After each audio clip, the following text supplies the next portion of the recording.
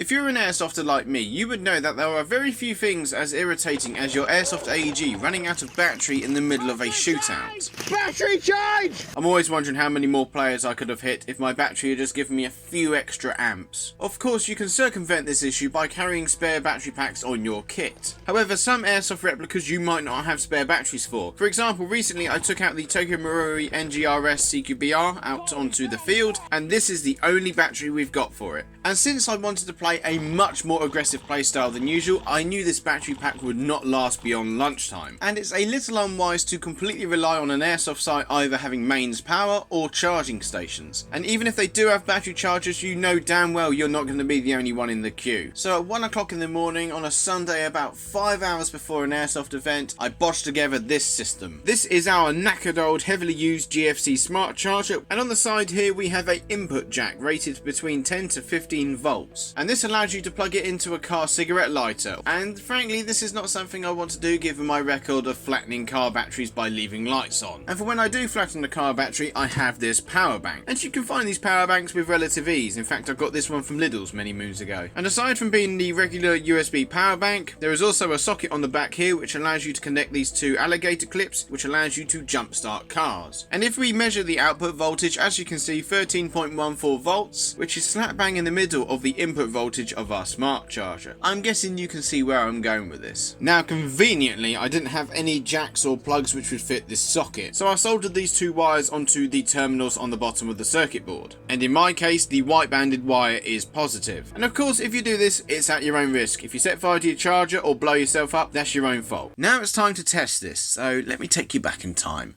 Wibble wobble, wibble wobble, wibble wobble, wibble. Right, I'm going to try something. We'll connect it up. There we go. We have a charger. And there we are.